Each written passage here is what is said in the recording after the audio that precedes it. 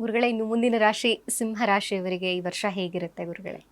ನೋಡಿ, ಸಿಂಹರಾಶಿಯವರಿಗೆ ಸಪ್ತಮದಲ್ಲಿ ರಾಹು, ಜನ್ಮದಲ್ಲಿ ಕೇತು, ಜೊತೆಯಲ್ಲಿ ಅಷ್ಟಮದಲ್ಲಿ ಶನಿ. ಇದಕ್ಕೇನಾಗುತ್ತೆ ಅಂದರೆ ಸಿಂಹರಾಶಿಯವರಿಗೆ ವಿವಾಹದಲ್ಲಿ ಮೋಸ ಉಂಟಾಗ್ತಕ್ಕಂಥದ್ದು. ಅಂದರೆ ಹುಡುಗಿ ಡೇಟ್ ಆಫ್ ಬರ್ತೋ, ಹುಡುಗನ ಡೇಟ್ ಆಫ್ ಬರ್ತೋ ಬೇರೆ ಕೊಟ್ಬಿಡೋದು. ಅಥವಾ ಸಪ್ತಮದಲ್ಲಿ ಕೇತು ಅಥವಾ ರಾಹು ಇದ್ದರೆ ಏನು ಹೇಳ್ತಾರೆ ಅಂತಂದರೆ ಅವಮಾನ ರತ್ತಿರತಂ ಕುಚ್ಚಿತ ಪರಂಪರಾನಾಂ. ಅಂದರೆ ಏನು, ಬ್ಯಾಕ್ಗ್ರೌಂಡ್ ಸರಿ ಇರಲ್ಲ, ಅಥವಾ ಯಾರೋ ನಾವು ತುಂಬ ನೋಡಿರೋ ಹುಡುಗಿ, ನಾವು ತುಂಬ ನೋಡಿರೋಂಥ ಹುಡುಗ ಅಂತ ಹೇಳ್ಬಿಟ್ಟು ಕಣ್ಣು ಮುಂದೆ ಮೋಸ ಹೋಗ್ತಕ್ಕಂಥದ್ದಿರುತ್ತೆ. ಸ್ವಲ್ಪ ಎಚ್ಚರ. ಇನ್ನು ಜನ್ಮದಲ್ಲಿ ಕೇತು ಇರ್ತಕ್ಕಂಥದ್ದಾದ್ದರಿಂದ ಎಡಗಾಲಿನ ಪಾದದಲ್ಲಿ ಹೆಬ್ಬೆರಳಿನಲ್ಲಿ ಯಾರಿಗಾದರೂ ಸಿಂಹರಾಶಿಯವರು ಶುಗರ್ ಇದ್ದರೆ ಸ್ವಲ್ಪ ದಯವಿಟ್ಟು ಕಾಲುಗಳನ್ನು ಚೆನ್ನಾಗಿ ಇಟ್ಕೊಳ್ಳಿ. ಹಾಗಾಗಿ ಜನ್ಮದಲ್ಲೇ ಕೇತು ಇರೋದನ್ನಾದ್ದರಿಂದ ಕೇತು ಸೂಚಿಸ್ತಕ್ಕಂಥದ್ದು ನಮ್ಮ ಎರಡೂ ಕಾಲುಗಳನ್ನು. ಆ ಕಾಲಿಗೆ ಏನಾಗುತ್ತೆ ಅಂತಂದರೆ ಒಂದು ಸ್ವಲ್ಪ ಪೆಟ್ಟು ಬೀಳ್ತಕ್ಕಂಥದ್ದು ಇರುತ್ತೆ. ಅದ್ರ ಜೊತೆಲಿ ಇನ್ಫೆಕ್ಷನ್ ಆಗ್ತಕ್ಕಂಥದ್ದು ಇರುತ್ತೆ. ಅದರಿಂದ ಸ್ಯಾಕ್ಸ್ ಹಾಕಬೇಕಾದ್ರೆ ತುಂಬ ಹುಷಾರಿಗೆ ಎಚ್ಚರಿಕೆಯಿಂದ ಆದರೆ ಒಳ್ಳೆಯದು. ಎರಡನೇದಾಗಿ ನೋಡಿ, ಅಷ್ಟಮಂ ನಷ್ಟಮಂಚೈವ ವ್ಯಾಧಿರೂಪೇಣ ಬಾಧ್ಯತೆ. ಪರಮಾತ್ಮ ಅಷ್ಟಮದಲ್ಲಿದ್ದಾಗ 20 ಭಾಗ ಕೊಟ್ಟೇ ಕೊಡ್ತಾನೆ. ನಾವು ಆ ಕರ್ಮವನ್ನು ಅನುಭವಿಸ್ಬೇಕು. ಅಷ್ಟಮಂ ನಷ್ಟಮಂಚೈವ ವ್ಯಾಧಿರೂಪೇಣ ಬಾಧ್ಯತೆ. ವ್ಯಾಧಿ ಅಂದ್ರೇನು, ಕಾಯಿಲೆನೇ ಬರಬೇಕಾಗಿಲ್ಲ, ಮನೋರೋಗ ಬಂದರೆ ಸಾಕು, ಮನೋರೋಗನೇ ದೊಡ್ಡ ಕಾಯಿಲೆ ಆಗುತ್ತೆ. ಆದ್ದರಿಂದ ಅಷ್ಟಮ ಶನಿ, ಸಪ್ತಮದಲ್ಲಿ ರಾಹು ಇದ್ದಾಗ ವಯಸ್ಸಿಗಿನ್ನ ದೊಡ್ಡದಾಗಿರ್ತಕ್ಕಂಥ ಹುಡುಗಿ, ಅಂದರೆ ಕೆಲವು ಹೆಣ್ಮಕ್ಳು ಚೆನ್ನಾಗಿ ಬೆಳೆದುಬಿಟ್ಟಿರ್ತಾರೆ, ನೋಡಿದ್ರೆ ಇನ್ನೂ 25 ವರ್ಷ ಇರುತ್ತೆ. ಅದಕ್ಕೆ ನೀವು ವಿವಾಹ ವಿಚಾರದಲ್ಲಿ ಏನನ್ನು ಮಾಡಬೇಕಾದ್ರೆ, ಮುಂದುವರಿಬೇಕಾದ್ರೆ ಸಿಂಹರಾಶಿಯವರು ಎಚ್ಚರಿಕೆಯಿಂದ ಇರಬೇಕು. ಜೊತೆಯಲ್ಲಿ ಸಿಂಹರಾಶಿಯವ್ರಿಗೆ ಏನಪ್ಪ ಅಂತಂದರೆ ಗರ್ಭಪಾತ ಉಂಟಾಗ್ತಕ್ಕಂಥಿರುತ್ತೆ. ಪಂಚಮದಲ್ಲಿ ಕುಜಿನಿದ್ದಾಗ ಇತ್ತೀಚೆಗೆ ಈ 2 ತಿಂಗಳಲ್ಲಿ ಯಾರಾದರೂ ಡೆಲಿವರಿ ಆಗ್ತಕ್ಕಂಥದ್ದಿದ್ದರೆ ಅಂಥವ್ರು ಏನು ಮಾಡಬೇಕಂದ್ರೆ ಗರ್ಭಿಣಿ ಸ್ತ್ರೀಯರು ಸ್ವಲ್ಪ ಎಚ್ಚರಿಕೆಯಿಂದ ಇರಬೇಕು.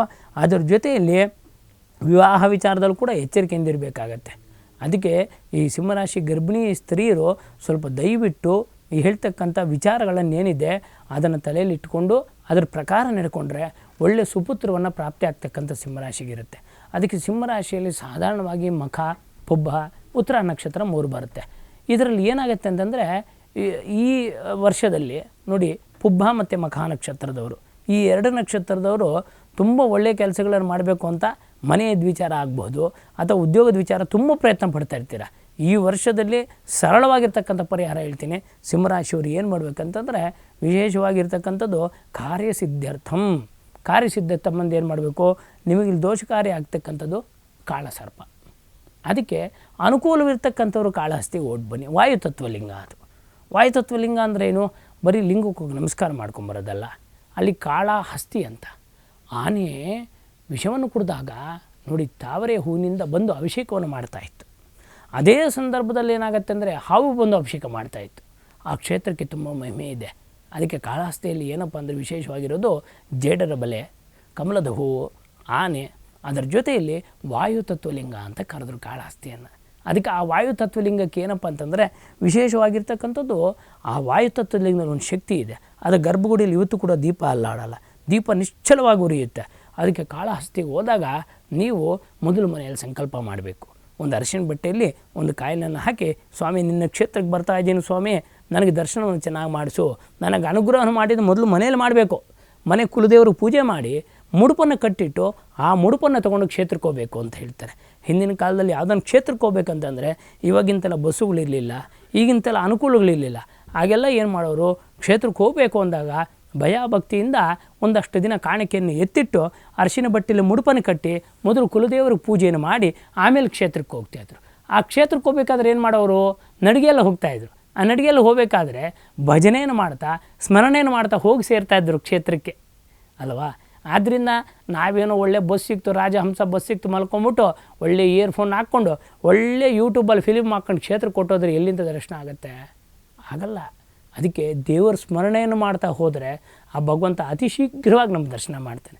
ಅದಕ್ಕೆ ಯಾವುದೇ ದೇವಸ್ಥಾನಕ್ಕೆ ಹೋದರೆ ಒಂದು ಬೋರ್ಡ್ ಹಾಕಿರ್ತಾರೆ, ನಾವು ಈಚೆ ಬರಬೇಕಾದ್ರೆ ಏನು, ಪುನರ್ದರ್ಶನ ಪ್ರಾಪ್ತಿರಸ್ತು. ಅದಕ್ಕೆ ಏನು ಮಾಡಬೇಕು, ಕ್ಷೇತ್ರವಾಸಿ ಮಹಾಪಾಪಿ. ಎಲ್ಲೇ ಕ್ಷೇತ್ರಕ್ಕೆ ಹೋದರೂ ಕೂಡ ನಾವೇನು ಮಾಡಬೇಕು, ದರ್ಶನ ಆಯಿತಾ, ಊಟ ಆಯಿತಾ, ಜಾಗ ಖಾಲಿ ಮಾಡಬೇಕು. ಅದು ಬಿಟ್ಬಿಟ್ಟು ಸೈಡ್ ಸೀನ್ ಇದೆ, ಒಳ್ಳೆ ನದಿ ಇದೆ, ಸ್ನಾನ ಮಾಡ್ಕೊಂಡು ನಾಳೆ ಹೋಗೋಣ ಅಂತಂದರೆ ಪಾಪ ಎಲ್ಲಿ ಬರುತ್ತೆ, ಇನ್ನೊಬ್ರಿಗೆ ಅವಕಾಶ ಇರೋಲ್ಲ ಪಾಪ ಕ್ಷೇತ್ರದಲ್ಲಿ. ಅದಕ್ಕೆ ನಾವೇನು ಮಾಡಬೇಕು, ನಮ್ಮ ಕರ್ತವ್ಯ ಕ್ಷೇತ್ರಕ್ಕೆ ಹೋಗಿದ್ದೀವಿ, ಭಗವಂತನ ದರ್ಶನ ಆಯಿತು, ಒಳ್ಳೆ ಊಟ ಆಯಿತು, ಪ್ರಸಾದ, ನಾವೇನು ಮಾಡಬೇಕು, ಸೀದಾ ಹತ್ತಿ ಮನೆಗೆ ಬರಬೇಕು. ಆದ್ದರಿಂದ ಸಿಂಹರಾಶಿಯವ್ರು ಏನು ಮಾಡಬೇಕಂತಂದರೆ ದಯವಿಟ್ಟು ಕಾಳಹಸ್ತಿ ಕ್ಷೇತ್ರಕ್ಕೆ ಹೋಗಲಿಕ್ಕಾಗಲಿಲ್ಲ ಅಂದರೆ ಬೆಂಗಳೂರಿನಲ್ಲಿ ನಮ್ಮ ಬಸವನಗುಡಿಯಲ್ಲಿರ್ತಕ್ಕಂಥ ಒಂದು ಕಾಳಹಸ್ತಿ ದೇವಸ್ಥಾನ ಇದೆ. ಅದು ಕಣ್ಣೇಶ್ವರನ ಸಮೇತ ಇರತಕ್ಕಂಥ ದೇವಸ್ಥಾನ. ಆ ದೇವಸ್ಥಾನಕ್ಕೆ ಹೋಗಿ ಖಂಡಿತವಾಗಲೂ ಕೂಡ ಒಳ್ಳೆಯದಾಗತ್ತೆ. ಆ ದರ್ಶನ ಮಾಡ್ಬೇಕಾದ್ರೆ ಏನು ಮಾಡಬೇಕು, ನೀವು ನೋಡಿ ಯಾರಿಗಾದರೂ ಈ ಕಾಳಸರ್ಪ ದೋಷ ಇದ್ದರೆ ಚಪ್ಪಲಿ ಕಳೆದೋಗುತ್ತಂತೆ. ಚಪ್ಪಲಿ ಎಷ್ಟು ಜೊತೆ ತೊಗೊಂಡ್ರು ಉಳಿಯಲ್ವಂತೆ ಕಾಳಸರ್ಪ ದೋಷ ಇದ್ದರೆ. ಅದ್ರ ಜೊತೆ ಕಾಳಸರ್ಪ ದೋಷ ಇದ್ದರೆ ಏನಾಗುತ್ತೆ ಅಂದರೆ ವಿಚಿತ್ರ ಪುಣ್ಯ ಅಂತ ಒಳ್ಳೆಯ ಉದ್ಯೋಗದಲ್ಲಿರೋನು ಕೂಡ ಸಡನ್ನಾಗಿ ಅವನು ಉದ್ಯೋಗ ಬಿಟ್ಬಿಡ್ತಾನೆ. ಅದು ಕಾಳಸರ್ಪ ದೋಷ ಅಂತ ಹೇಳ್ತಾರೆ. ಆದ್ದರಿಂದ ನೀವು ಕಾಳಹಸ್ತಿ ದರ್ಶನ ಮಾಡಿ ಸಿಂಹರಾಶಿ ಒಳ್ಳೆಯದಾಗಲಿ, ಶುಭವಾಗಿ.